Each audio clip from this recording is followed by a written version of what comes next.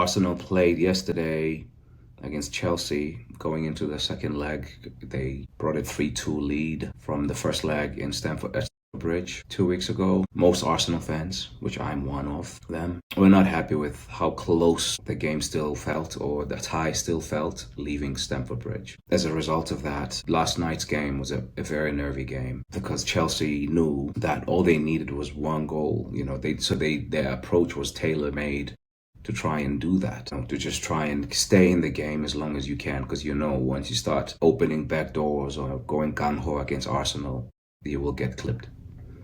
And I've heard a lot of criticism for Rosenior's approach, but I think part of him was probably looking at what he had in talent and what Arsenal are able to do, what he's had in time and coaching ability in terms of time together with his team versus what Arteta is able to do with his group. The Arsenal players are more fluent in Arteta's brand of football, or what Arteta wants from his team, than Chelsea are. And Chelsea are trying to learn, fast, and they're clever, great players, these kids. They're young and they're good. So this is not me making excuses for them. However, I do think he's catching a lot of stick for what I thought was actually a really decent approach to being away from home to a team that's clearly better than you. You're talented. Arsenal is a more complete team at this point than Chelsea is. So Rosenior did what he thought he needed to do, and the game was still alive going into the 90th minute. Now, Chelsea were lucky not to concede a penalty on Martinelli, because that should have been a penalty.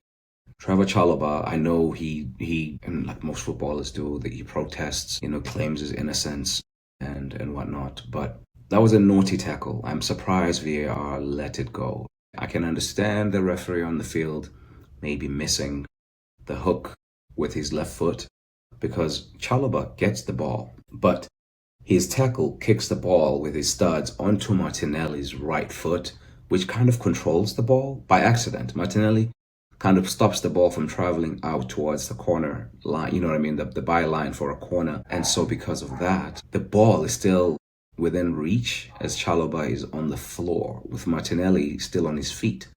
Chalobah then proceeds to lift his left leg.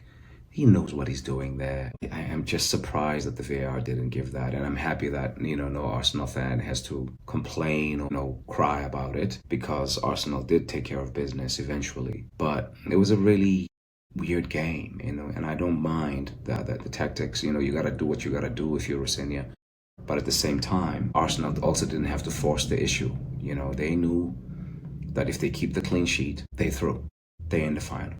And they did keep a clean sheet. And Chelsea were limited to shots from outside of the box. I don't remember Kepa having to do too much, really, except for maybe one or twice in a corner that, he looked a little bit insecure, maybe once or twice from a corner. But outside of that, Kepa hardly had anything to do. And David Raya got a day off. And Arteta, besides basically changing David Raya, the left wing and the number 10, he kept the same team as he did at Leeds. Because he went with the same back four, right? In Gabriel, who was good yesterday, really good yesterday defensively.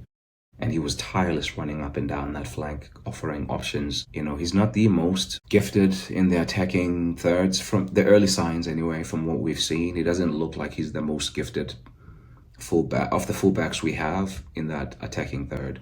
He's a bit more timber than Ben White and Calafiori, but he's a very good defender. He's a really, really good defender, Piero Incapia. Very intense, and some people maybe like him to be a bit more calm. But I like the fire. I like the intensity with which he comes into tackles. He doesn't go in recklessly, but he's aggressive, controlled aggression from what I've been able to see. I like his approach to the game. But, he's not the most aesthetically clean, pleasing player, but he's a good player.